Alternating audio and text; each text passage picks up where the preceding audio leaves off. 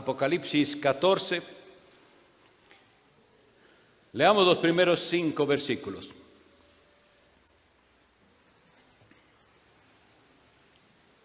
Y miré, y he aquí el Cordero estaba en pie sobre el monte Sión, y con él 144,000 que tenían el nombre de su Padre escrito en sus frentes. Y oí una voz del cielo, como ruido de muchas aguas, y como sonido de un gran trueno. Y oí un sonido de arpistas que tañían con sus arpas. Y cantaban como un cántico nuevo delante del trono y delante de los 4 seres vivientes y de los ancianos. Y nadie podía aprender el cántico, sino aquellos 144,000 que fueron comprados de entre los de la tierra. Estos son los que no fueron contaminados con mujeres, pues son vírgenes. Estos son los que siguen al Cordero por donde quiera que vaya. Estos fueron comprados de entre los hombres como primicias para Dios y para el Cordero. Y de sus bocas no ha sido hallado engaño, pues ellos son sin mácula delante del trono de Dios. Que el Señor añada bendición a esta lectura de su palabra y con su Santo Espíritu nos ilumine. Este es el sermón número 36 de la serie. Si usted está interesado en entender cómo estamos estudiando este libro, gracias a Dios eso queda grabado ahí en el canal de YouTube de la iglesia. Puede buscar los sermones anteriores. Pero nosotros nos acercamos al libro del Apocalipsis entendiendo que es un libro de símbolos que no debe ser interpretado literalmente porque no tendría entonces sentido. Hasta este momento ya vimos los mensajes a las 7 iglesias, vimos los 7 sellos, vimos las 7 trompetas, vimos al dragón y sus acciones, pero en todas esas partes ya el mundo se ha acabado. Y siguen pasando cosas, entonces no es literal ni es consecutivo, porque después del 7º sello, cuando se acaba el mundo, y siguen pasando cosas. Lo que vemos es entonces 7 visiones que corresponden al mismo evento visto desde diferentes perspectivas. ¿Y cuál es ese evento? El retorno de Jesucristo y lo que ha de pasar desde que Jesucristo ascendió a los cielos y se sentó a la diestra del Padre hasta que Él regrese en poder y gloria. De eso se trata el Apocalipsis. Y ahora vemos otra visión y nos habla de el Cordero en pie sobre el monte Sión. ¿Cuál es ese Cordero? Creo que ya todos conocemos la identidad del Cordero, pero podemos recordar lo que vimos cuando pasamos por Apocalipsis 5. Juan estaba desesperado, llorando, porque no había nadie, ni en el cielo, ni en la tierra, ni en ninguna parte, que pudiera abrir el libro, desatar sus sellos, ni siquiera ver el libro.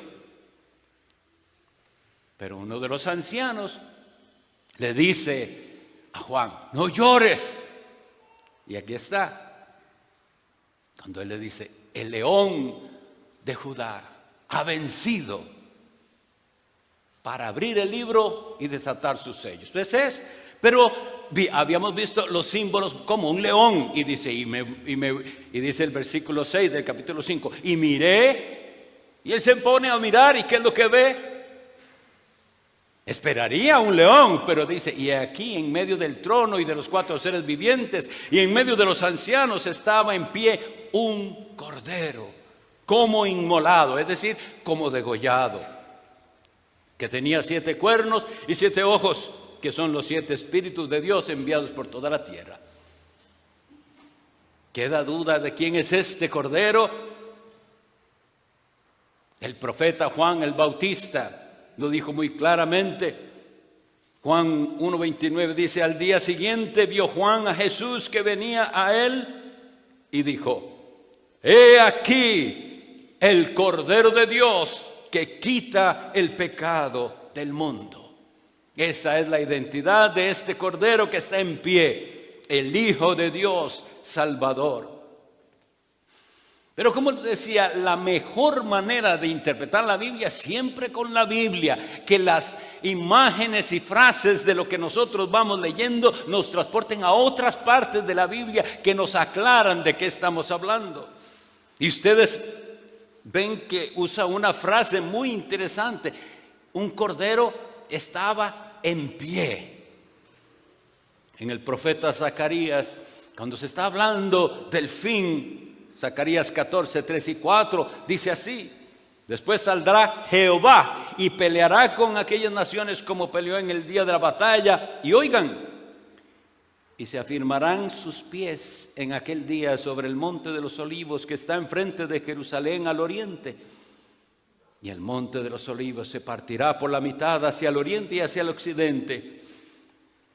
Jehová mismo, el Hijo de Dios, es tan Dios como el Padre es Dios, y viene en poder y gloria, y esa es la imagen del que Él viene y está en pie sobre el monte Sión. Pero ahora entonces nos corresponde identificar y qué es eso del monte Sión. Hagamos un poquito de memoria con respecto al rey David y la conquista de Canaán, la conquista de la tierra prometida. David se tenía que enfrentar a los jebuseos, los habitantes de aquella región, Jebús, donde donde está Jerusalén. Y dice la Sagrada Escritura que cuando él llegó ahí, los jebuseos dijeron: David no entrará aquí. Y hasta se burlan de él. Pero dice la Escritura en 2 de Samuel 5:7, pero David tomó la fortaleza de Sión, la cual es la ciudad de David. Ese quiere decir que ahí había como un castillo. Y esos que estaban ahí eran rebeldes y no querían doblegarse ante el rey conquistador. ¿A qué les suena a ustedes esto?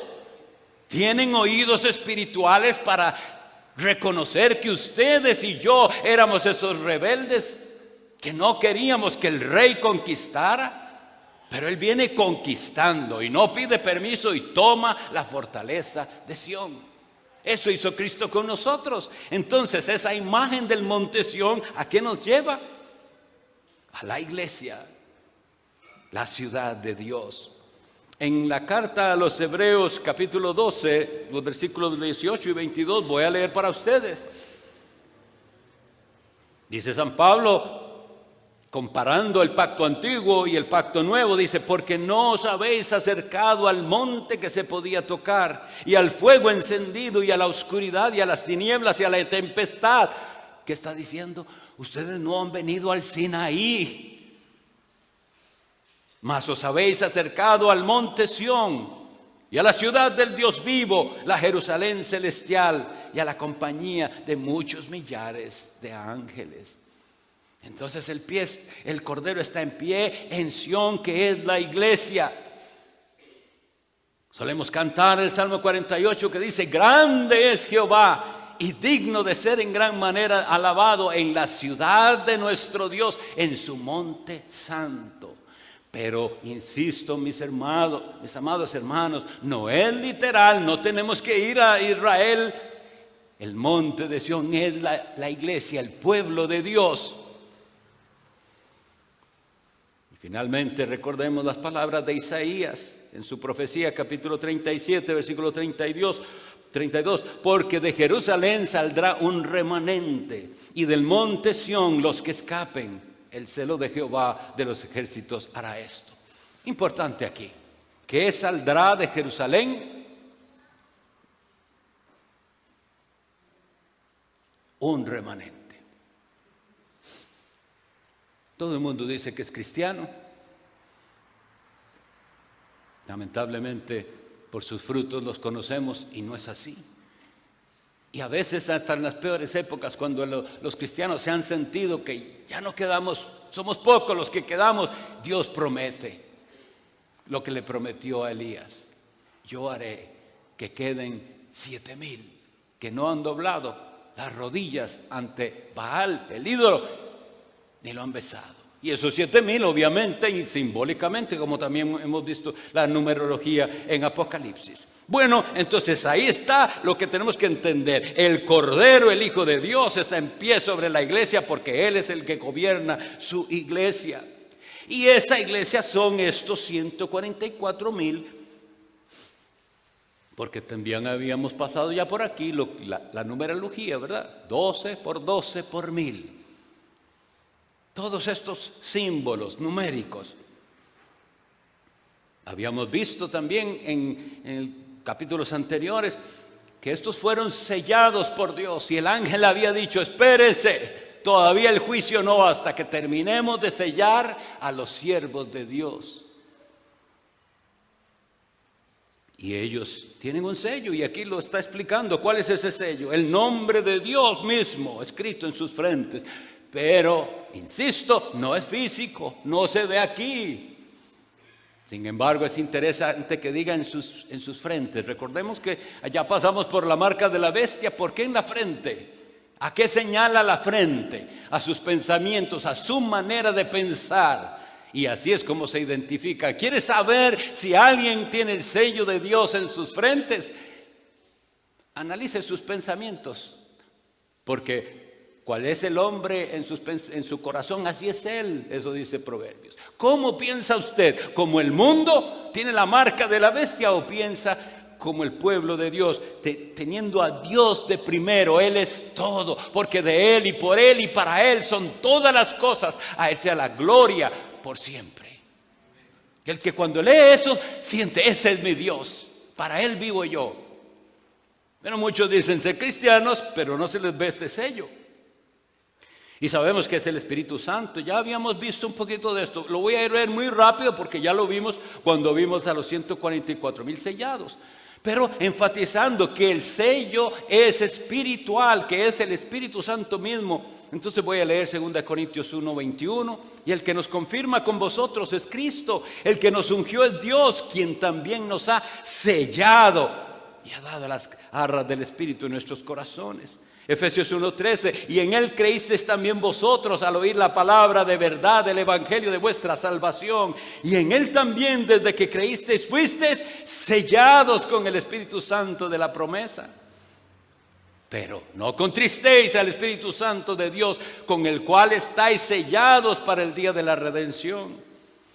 Pero el fundamento de Dios está firme teniendo este sello, no un sello físico. Es este sello del que dice aquí. ¿Qué dice? ¿Cómo es ese sello? Conoce el Señor a los que son suyos y apártese de iniquidad todo aquel que invoca el nombre de Cristo. ¿Tiene usted el sello de Dios?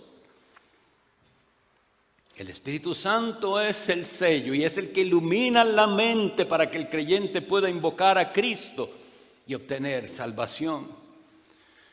Eso dice 1 Corintios 12:2, que nadie puede llamar a Jesús Señor si no es por el Espíritu Santo. Ahora, decirlo puede. ¿Quién no puede decir Jesús es Señor? Pero sabemos que se refiere a algo más. Jesús dijo: ¿por qué me llamáis Señor y no hacéis lo que yo os mando? Bueno, estos que son sellados, que son, vamos a ver lo que están haciendo aquí. Ahora se oye una vez más lo que les decía en muchas veces anteriores. Fíjense la cantidad de veces que el Apocalipsis nos habla de relámpagos y voces y truenos. Y ahora oyen un ruido como de muchas aguas, como cataratas, como el ruido que ensordecedor y sonido de un gran trueno. Tema delante de Dios, eso es lo que nos quiere transmitir. Tenemos una idea de un Dios demasiado pequeño. Debemos acercarnos a Él con temor y reverencia porque Él es maravilloso, excelso. Y esa es la idea que se nos está dando. Muchas aguas, un ruido de un trueno. Pero junto con esto viene otra cosa. Y oí un sonido de arpistas que tañían con sus arpas. Hermanos, 1000 arpas que usted junte y toquen no van a hacer nunca un ruido desagradable y estruendoso. Por el mismo instrumento que es, y los que conocen habrán visto qué tanto ruido puede hacer un arpa. Pero entonces nos dice algo y nos enseña algo. Hay allá una música melodiosa en medio de la santidad y del fuego mismo que es Dios. Hay melodías. Y aquí dice en el versículo 3 que cantaban un cántico. ¿Cuál es ese cántico? Le he puesto a esta sección el cántico de los elegidos, de los 144,000. Insisto, número simbólico. En las Sagradas Escrituras se nos presentan los cánticos y su propósito. Y vamos a ir a algunos de ellos para ver. Cuando Moisés saca al pueblo de Israel de Egipto, después de esa victoria que pasa en el Mar Rojo, Dios hace ese milagro y el mar se abre y ellos pasan en seco, pero luego Dios cierra el mar sobre sus enemigos, los egipcios. Dice Éxodo 15:1, entonces cantó Moisés y los hijos de Israel este cántico a Jehová y hablaron diciendo, cantaré yo a Jehová porque se ha magnificado grandemente echando en el mar al caballo y al jinete. Cantamos y se canta en la Biblia sobre Dios y las obras de Dios. Tenemos que ser cuidadosos porque los cantos de hoy en día se centran en el yo, en mí, en mis sentimientos. Los cantos de la Biblia en su gran mayoría hablan de Dios y de lo que Dios hace. Pero miren, se canta en la Biblia no solo de las obras maravillosas de Dios, sino de sus juicios. Si ustedes han leído en Deuteronomio 32, era algo que ellos tenían que aprenderse para cantar y son juicio tras juicio. Ahora pues, dice Deuteronomio 31:19, escribíos este cántico y enseñadlo a los hijos de Israel, ponlo en la boca de ellos para que este cántico me sea por testigo contra los hijos de Israel. Ese cántico era un cántico que anunciaba, si ustedes quebrantan el pacto, el juicio viene, y vino. Pero en el nuevo pacto tenemos una claridad en cuanto a el propósito de los cánticos. Dice así Colosenses 3:16, la palabra de Cristo habite en vosotros abundantemente en toda sabiduría, enseñándoos y exhortándoos los unos a los otros con salmos, hoy cantamos un salmo textual, e himnos, hemos cantado, y cánticos espirituales, cantando con gracia en vuestros corazones al Señor. Es parte de lo que la iglesia hace. Y dice aquí que entonces este cántico era como nuevo, dice, cantaban como un cántico nuevo. ¿En qué sentido es eso nuevo? El Salmo 43 nos dice, puso luego en mi boca canción nueva, alabanza a nuestro Dios. Verán esto muchos y temerán y confiarán en Jehová. Cuando Dios trata con el pecador, cuando Él le cambia el corazón, ese pecador comienza a adorar a Dios. Yo le contaba a alguien testimonios muy preciosos de cómo vimos la mano de Dios cambiando corazones cuando estábamos allá en los lagos. En 2 ocasiones me recuerdo muy particulares. Que había una joven que a todas luces se veía que venía obligada. Ella no quería venir, venían sus padres, venía su hermana, pero ella venía ahí con ese semblante de desagrado. No quiero estar aquí, era lo que proyectaba. Yo no quiero estar aquí. Pero la traían y venía una joven universitaria. Nosotros los pastores de los lagos nos reuníamos siempre los lunes.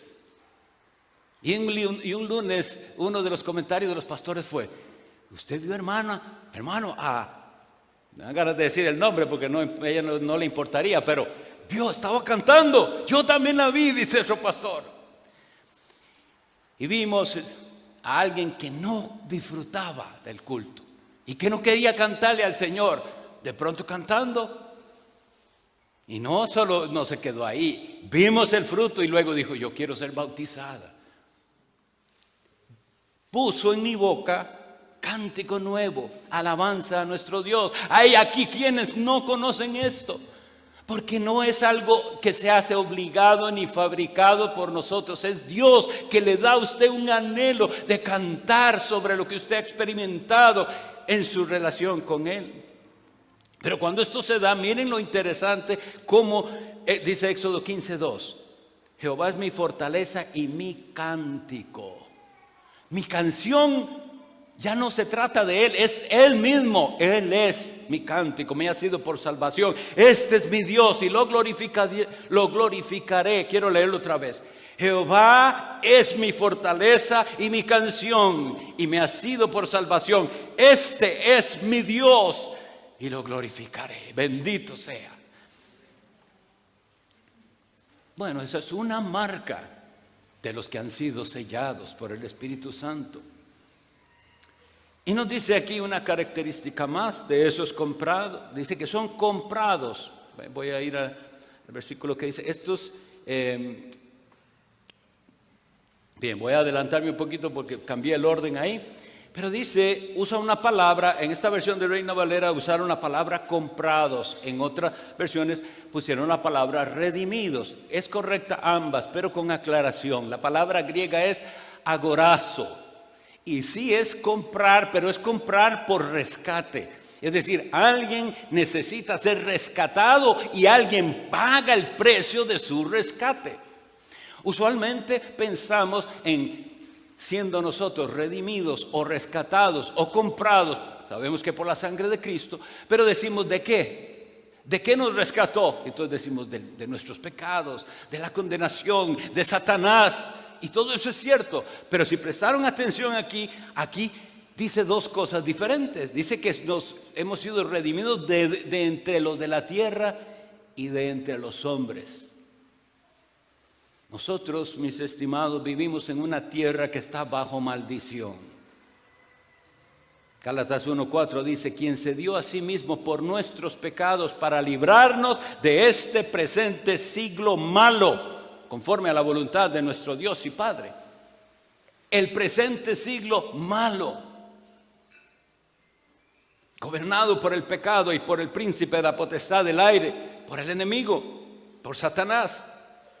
Por ese dragón que va a perseguir y persigue y perseguirá a la simiente de la mujer.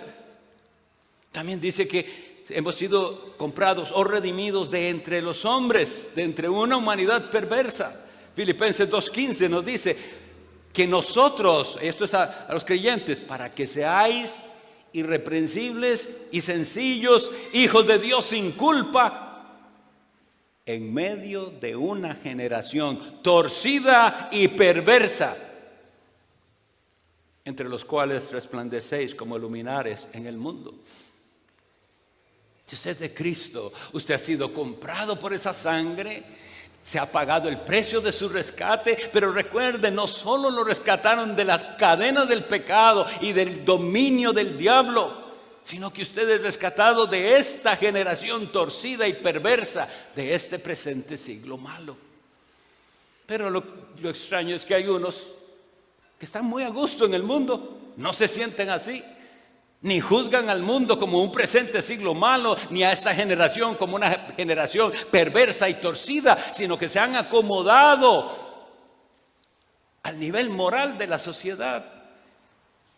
Hermanos, las cosas que hoy en día pasan por televisión y por los medios, hace 50 años nuestros abuelos no lo hubieran imaginado que eso se podía ver y que permitían semejante cosa. Es una generación torcida y perversa. Se habla de cosas horribles que nuestros niños jamás deberían oír. Es una generación mala, pero Él nos ha redimido de ahí. Ahora, lo que aquí dice, de quiénes son ellos y cómo son ellos, es que, y ahora lo adelantó el pastor en la escuela dominical, primicias para Dios. Lo leímos en Él de su voluntad nos ha engendrado por la palabra de Dios para que seamos primicias de sus criaturas, primeros frutos. En el versículo 4 y 5 nos dice, estos son los que no fueron contaminados con mujeres, pues son vírgenes. Estos son los que siguen al Cordero por donde quiera que vaya, fueron comprados de entre los hombres como primicias para Dios, y en sus bocas no ha sido hallado engaño, pues ellos son sin mácula delante del trono de Dios. Obviamente aquí hay una parte simbólica, porque estos que son vírgenes y no se contaminaron con mujeres, si lo pensáramos literal, entonces diríamos que son unos monjes que están en un convento Pero no se trata de eso. Ni casarse es contaminarse, no. Pero hay un sentido de guardarse. Se está hablando de no ser adúltero espiritualmente, no contaminarse. Llegaremos a esa parte en Santiago cuando el pastor lo predique y dice: adúlteros y adúlteras, ¿no sabéis que la amistad del mundo es enemistad contra Dios? A eso no es a lo que se refiere. No me voy a contaminar, eso es del mundo, eso es de pecado. Insisto, mis hermanos, vivimos en una generación en la cual los cristianos están contaminados. ¿Y cómo? Le pregunto, ¿usted se ve ahí entre esto que dicen que son puros de labios? En sus bocas no ha sido hallado engaño. Un día de estos, a veces decimos cosas y es necesario explicarlas. Y dijo el pastor: todos mentimos. Y yo le digo, yo sé lo que él quiso decir, pero no es así. El cristiano no miente. En un sentido, sí, nosotros no cumplimos todo a la perfección, y en ese sentido mentimos. Pudiera ser, pero lo que quiero decir, un cristiano no puede ser dominado ni de la mentira ni de ningún pecado, si no, no es cristiano. Si conoce la verdad le hace libre. Claro, es una libertad progresiva, también vimos eso hace poco. Pero seamos muy cuidadosos. Aquí se describen a los elegidos como gente cuyas bocas no hablan engaño, son sin mácula delante del trono de Dios. Claro que no en nuestras fuerzas, sino Cristo. Por su sangre nos limpió, por su Espíritu Santo.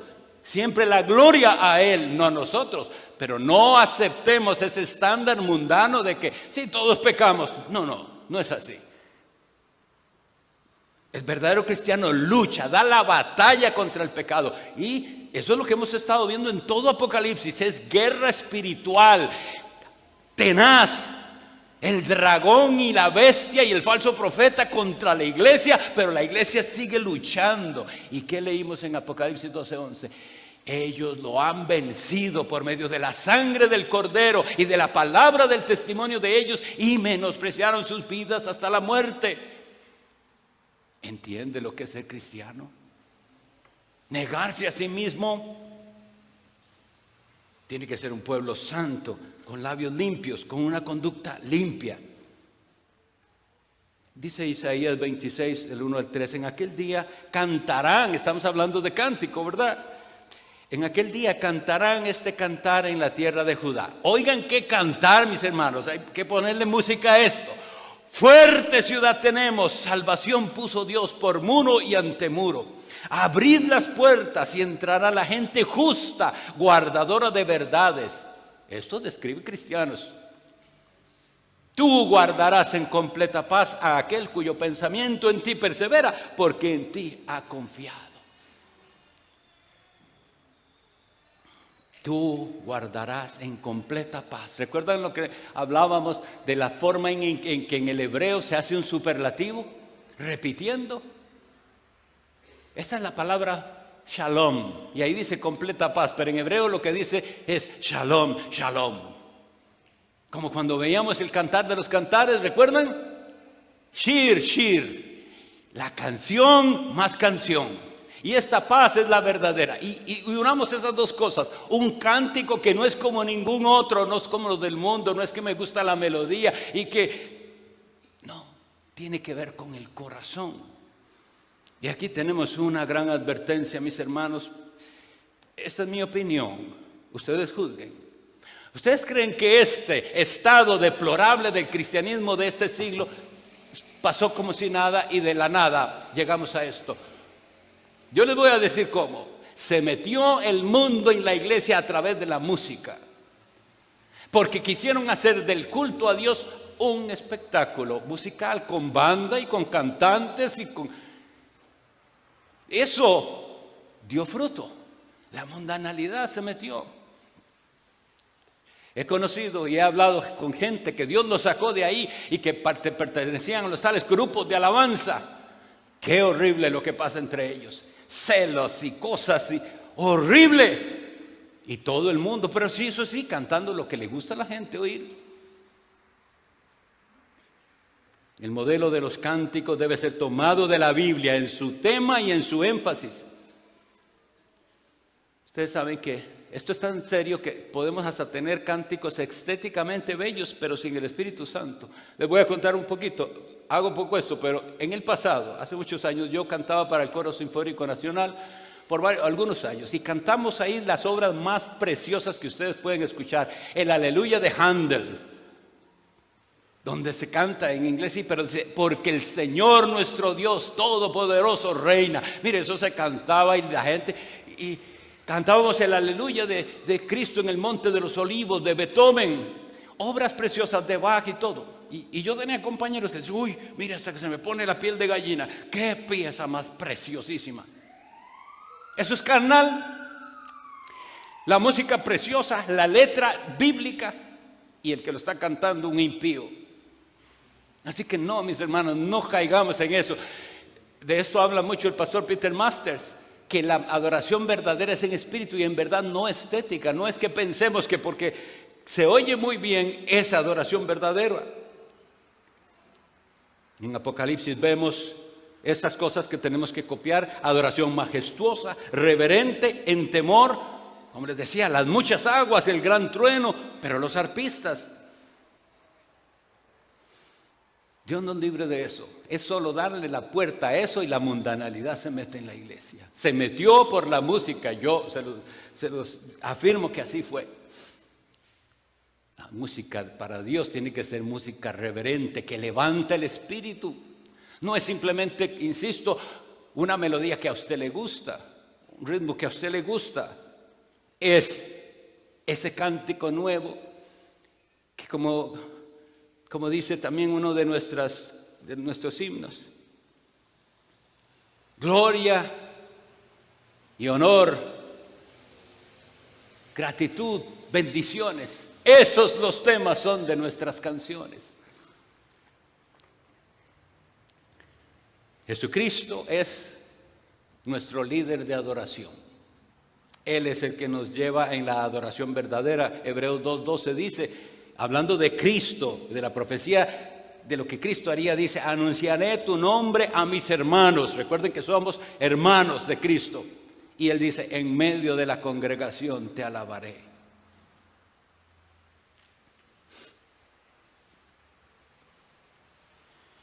¿Qué les parece de aquel día donde Dios reunirá a todos los suyos que tienen una alabanza para Él, un cántico que nadie se los enseñó? Por eso es que les digo, yo no puedo hacer cristiano a otro, por más que quiera. No les puedo enseñar este canto. Usted tiene que recibirlo del Espíritu Santo. Usted tiene que poder decir, puso en mi boca cántico nuevo, alabanza a nuestro Dios, para estar allá. Porque mire, aquí dice que esta multitud sigue al Cordero donde quiera que va. Donde vaya Cristo, ahí voy yo. Si esa no es su actitud, no espere estar allá. Le pregunto, ¿sigue usted al Cordero? Debo insistir que si usted no sigue al Cordero de Dios, Jesucristo, aquí, usted no va a estar entre estos que están descritos como que lo siguen allá. Ese cántico que Moisés hizo, Éxodo 15, dice que había que enseñarlo. En este, no se los puedo enseñar. Es el Espíritu Santo el que se lo tiene que enseñar a cada uno, pero usted tiene que pedir, tiene que clamar a Él. Haga el ejercicio. ¿Cómo canta usted aquí? Y si usted siente que no puede adorar a Dios con todo su corazón, porque no es la música de su gusto, algo tiene que resolver. Porque aquí no venimos a cantar la música de nuestro gusto.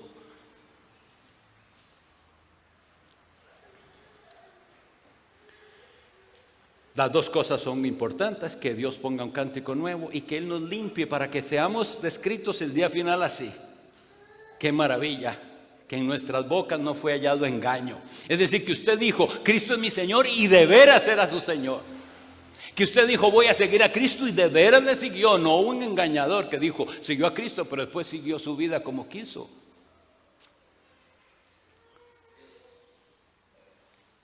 Cuídenos Dios de contaminarnos. Estas mujeres de las que habla aquí, como les digo, no son esposas correctas. Se trata de toda esa seducción del mundo. ¿Con qué está usted casado? El entretenimiento y la diversión del presente, mucha de ella es pecaminosa. Sea usted sabio a saber de qué se tiene que usted apartar para no contaminarse. Pero esto se hace de corazón, con gozo. No porque lo obligan, porque si es obligado todavía no ha entendido. Tiene que surgir de eso. Dicen, yo no me sabía este canto, pero ahora lo canto. Me lo enseñó Dios mismo. Cantar en medio de incluso las pruebas, en medio de las aflicciones. Solo Dios puede hacer eso. Vayamos a Dios en oración y pidamos que sea provechosa para nosotros la exposición de la palabra.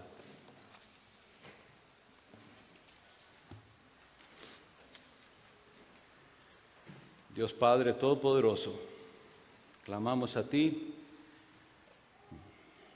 dándote gracias porque tu palabra es la verdad y nos alumbra. Cuánto anhelamos estar todos juntos allá, en aquel precioso, magnífico día, cantando alrededor del trono y de todo lo creado, aquellos 4 seres vivientes y de los 24 ancianos, representantes de toda la iglesia de todos los tiempos, rendidos y siguiendo a aquel que nos rescató, que nos compró con su propia sangre. Yo te ruego por cada uno de los que aquí estamos, porque hay quienes todavía aman el mundo. Muéstrales que es más precioso Cristo. Hazles venir al Salvador. Y perdónanos, Señor, cuando nuestra palabra y conducta no corresponde con la preciosa y magnífica profesión de fe que hemos hecho en Jesucristo, tu Hijo. Amén.